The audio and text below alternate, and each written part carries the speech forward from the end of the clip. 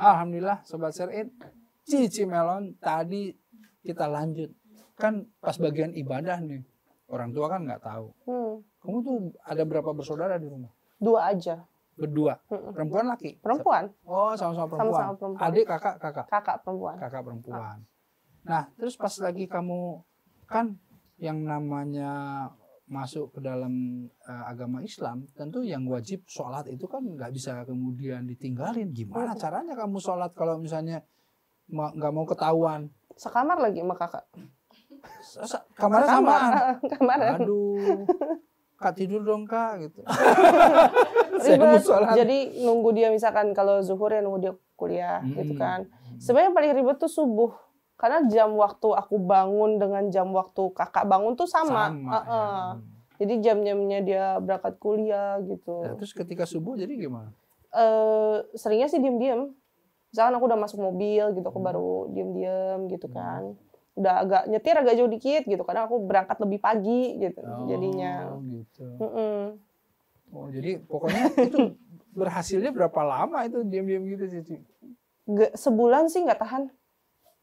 Akhirnya aku ngomong juga sama orang tua, tapi aku nggak bilang. Orang tua udah curiga belum sebelumnya? Enggak sih. Nggak curiga ya? Enggak. Terus kamu ngomong langsung gitu? Aku bilang aja. Gimana? Aku Ngomongnya bilangnya, pada saat bagaimana? Aku bilangnya mau masuk Islam. Oh, baru mau. Gak bilang udah. Dalam suasana apa tuh kamu ngomong begitu? Lagi pagi-pagi aja, mereka pagi, lagi breakfast Bapak gitu mereka. Lagi mau minum kopi, tiba-tiba, apa nih gitu? Enggak, aku ngomongnya ke mama dulu. Oh, ke mama. Mah, gimana? Shock, nangis langsung on the spot. Itu sih udah aku bayangkan gitu ya. Bahwa mama pasti akan iya, nangis. Pasti gitu. Terus apa yang kamu sudah bayangkan akan lakukan pada saat itu?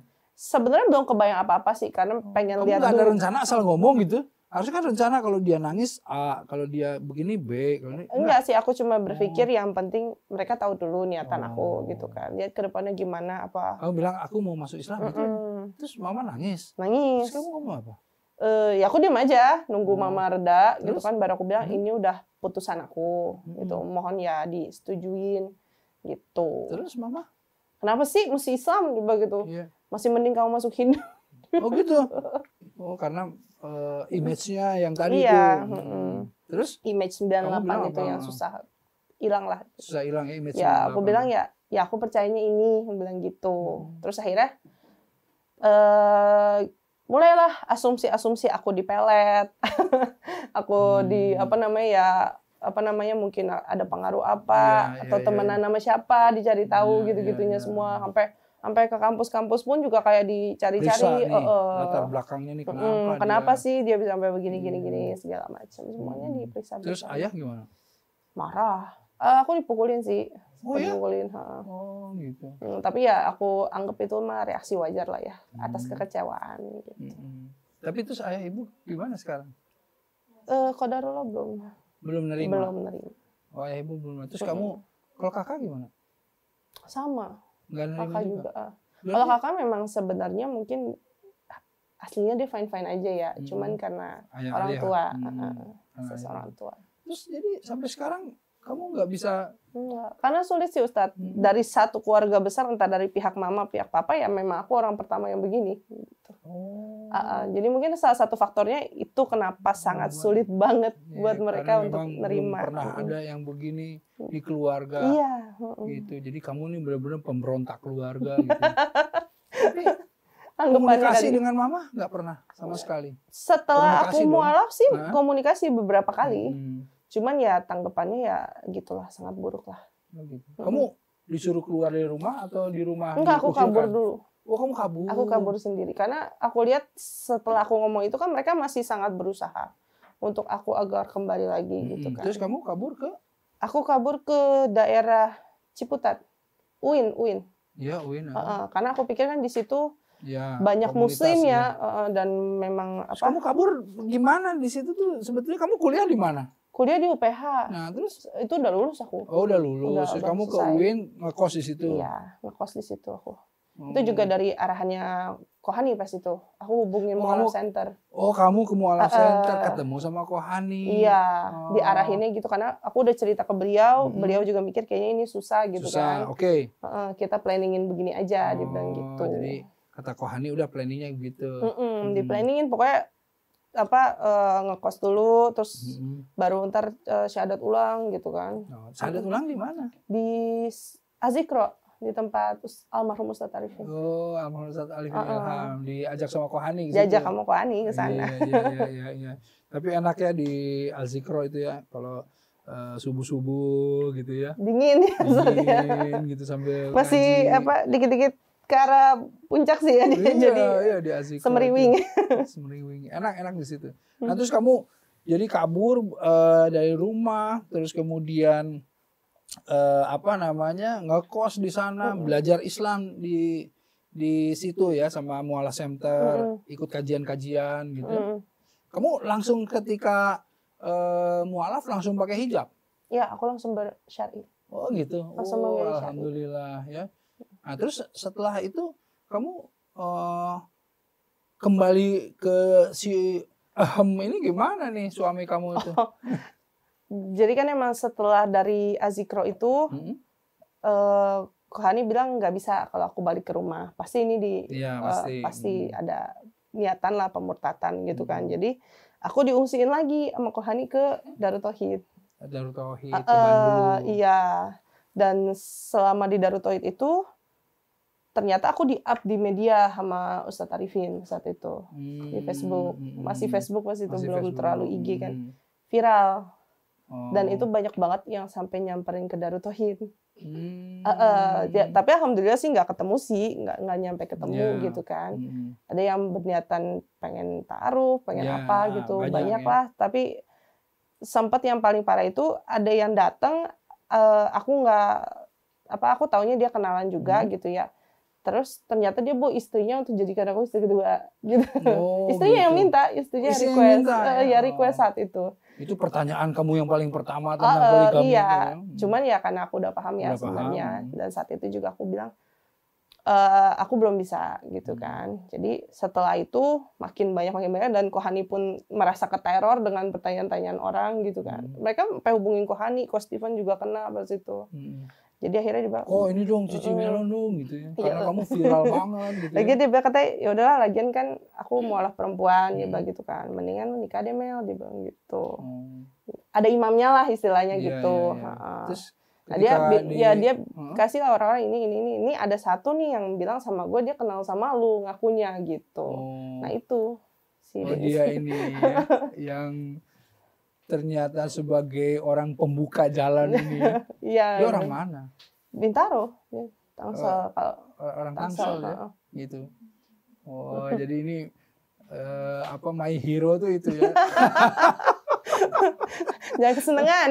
Jangan kesenangan tuh. Saya mau balik lagi. Tadi tentang kamu itu ada satu kejadian yang ketika masih ragu untuk jadi mualaf, terus kamu ternyata melakukan sesuatu ziarah atau apa gitu. Kamu pemantapan lah. Akhirnya aku mantap di situ. Pengen jadi apa yang dilakukan sih sebetulnya? Jadi mungkin mama ngeh kali ya kalau aku tuh sebenarnya udah ragu gitu ya. Diajak lah saat itu. Oh, jadi pasti ada feeling kan? Iya, karena aku udah nggak pernah ke gereja, udah nggak apa gitu. Gitu ya. Iya, terus jadi dia udah deh. ngajak aku ziarah ke Salatiga. Ke Gua Maria. Jadi bilangnya sih pas itu ngomongnya kita kuliner yuk, sampai ziarah gitu kan. Sampai cuti kuliah 3 hari kalau nggak salah. 3 hari ke sana, terus ya udah sampai di depan goanya itu, di pelatarannya itu tuh unik. Ustaz, jadi warga-warga sana yang pada berhijab, jualannya tuh pernak-pernik keagamaan Katolik. Tapi pada berhijab. Dan saat itu dulu kan aku belum ngerti ya, ternyata itu boleh bermuamalah seperti itu gitu kan. Terus aku lagi di goa, terus mama udah selesai duluan gitu kan. Aku samperin mama, dia tuh lagi di depan satu meja kayak gini, agak lebaran dikit lah, ada barang-barang semua gitu. Dia lagi pilih patung. Patung Bunda Maria. Gitu. Dan dia nanya ke aku, cakapan mana ya Mel? Mukanya. Dan di situ aku kayak, kenapa harus pilih cakep gitu maksud aku. Ya pokoknya ya satu berjubah biru syar'i gitu, berpakaian syar'i, karena Bunda Maria kan di image-nya syar'i gitu ya. Yang satu berpakaian putih, satu biru, yang satu Arab, satu agak Tionghoa gitu mukanya. Ini mau ditaruh di kamar kamu, jadi kamu aja yang pilih, dibilang gitu.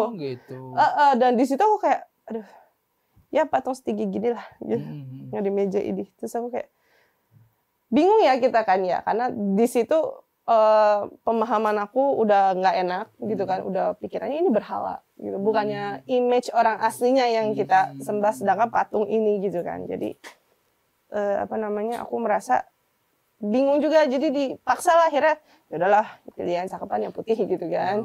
Tetap dibeli saat itu. Tionghoa atau yang Arab itu pertama. Agak Tionghoa. Agak Tionghoa ya, supaya merepresentasikan. Gitu. Iya. Terus akhirnya pas udah pulang lagi balik ke Jakarta, di daerah Muara Karang Pluit itu kan ada 2 gereja Katolik yang besar, Regina Coeli dan Stella Maris Pluit saat itu. Dan dua-duanya aku datengin. Aku bandingin patungnya. Mukanya beda, gak ada yang sama. Gak ada yang sama. Gak ada yang sama. Ternyata kamu mulai ngelihat lebih detail lah. Maksudnya aku pikir. Terus apa yang kamu tangkap dari itu semua? Ya kalau misalkan mukanya aja beda-beda, gitu kan, dan kita sembahnya langsung kan. Kalau Katolik kan bukan cuma salib doang, ada patungnya di tengah yang dia tersalib gitu kan.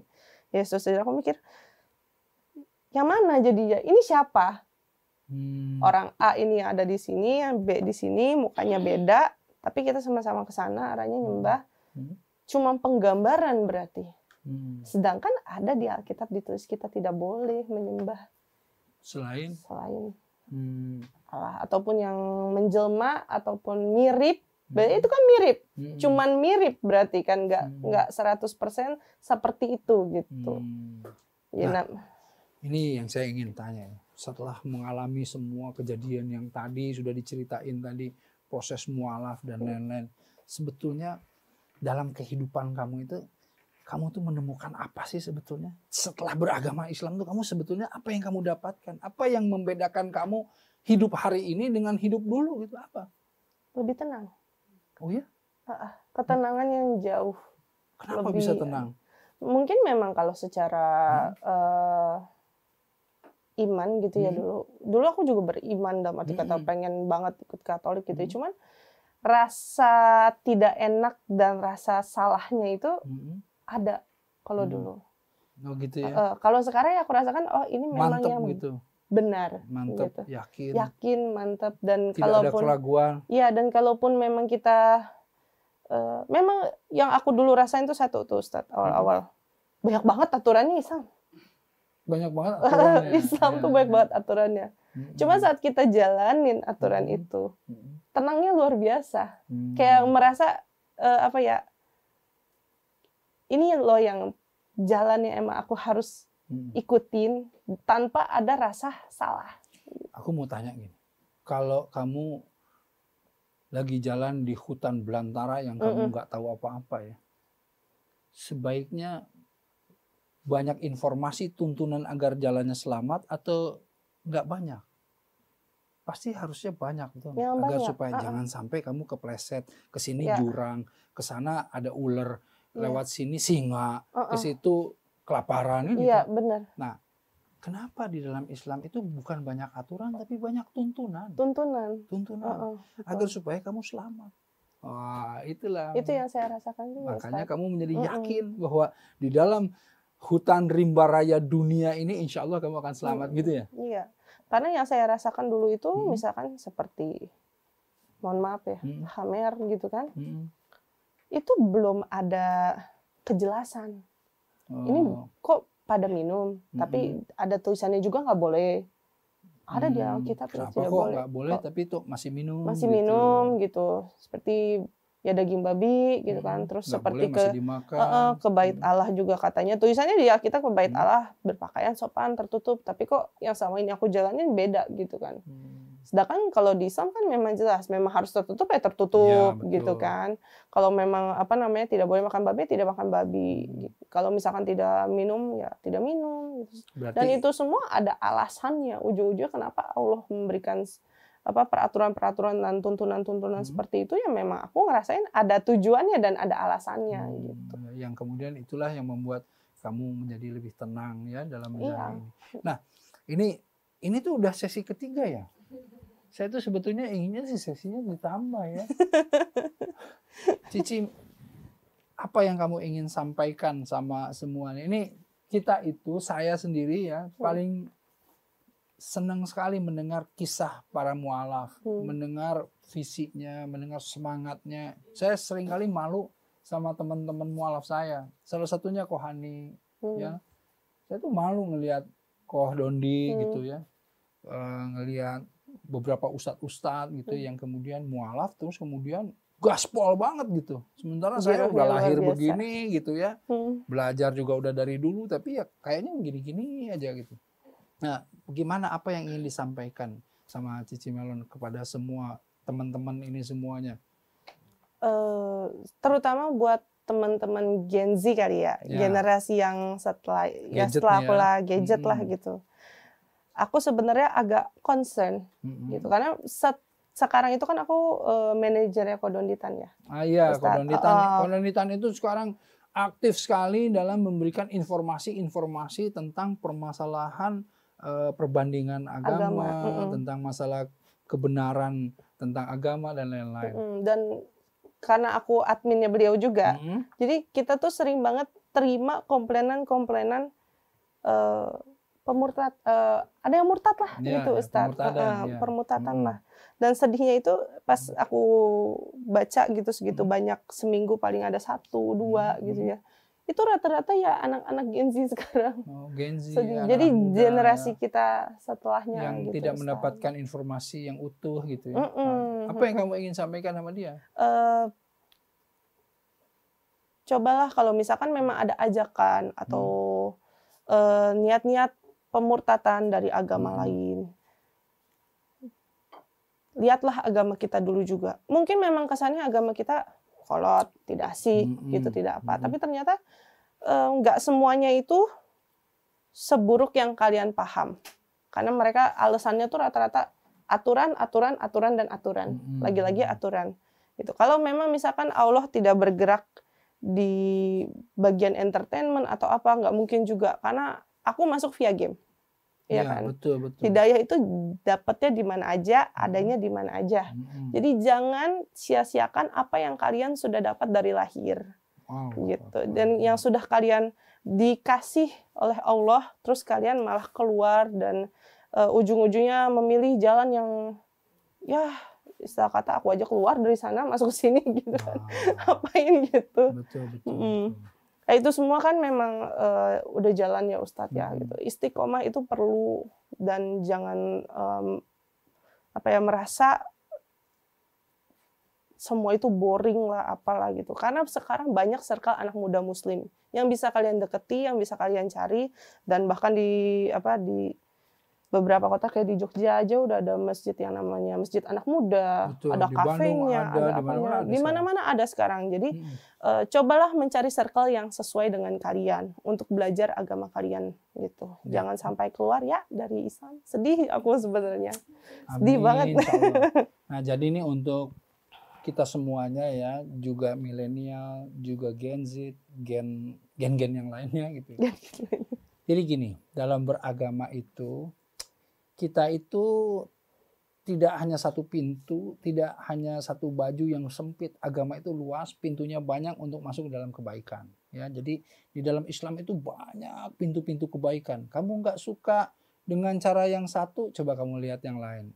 Coba lihat, cari pintu yang kalian memang nyaman. Dan senang gitu. Jadi gaul dalam Islam juga ada yang asik, gaul yang keren gitu, gaul yang syar'i gitu.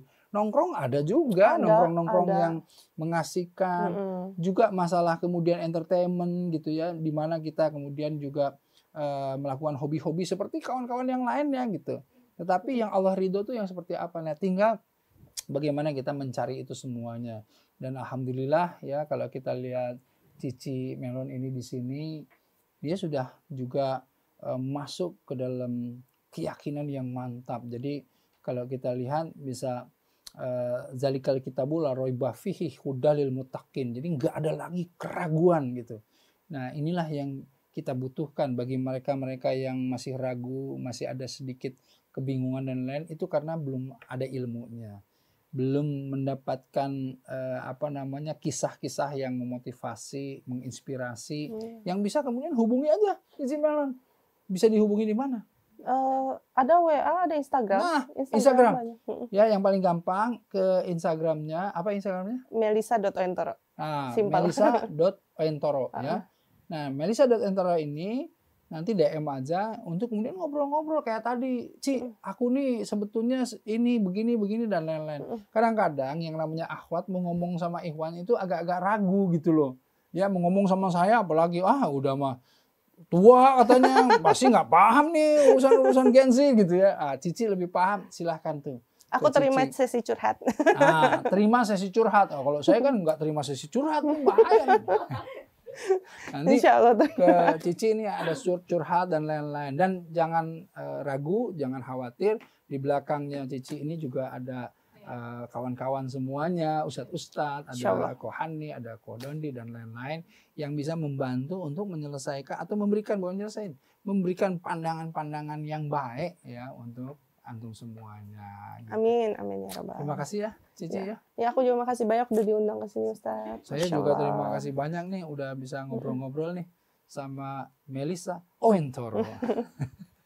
Baik, untuk sobat-sobat share it semuanya ya, kalau mau mengirimkan komentar apapun, ide-ide yang baik-baik, kirim ke @mnc.muslimtv, @mnc.muslimtv, dan ikuti ya, share juga program share it ini, ikuti IG-nya, dan ingat, mandala ala khairin falahu mithlu ajru fa'ilihi. Barang siapa yang kemudian menyebarkan ini ya, menunjukkan kebaikan, dia akan mendapatkan pahala yang sama dengan yang mengerjakannya.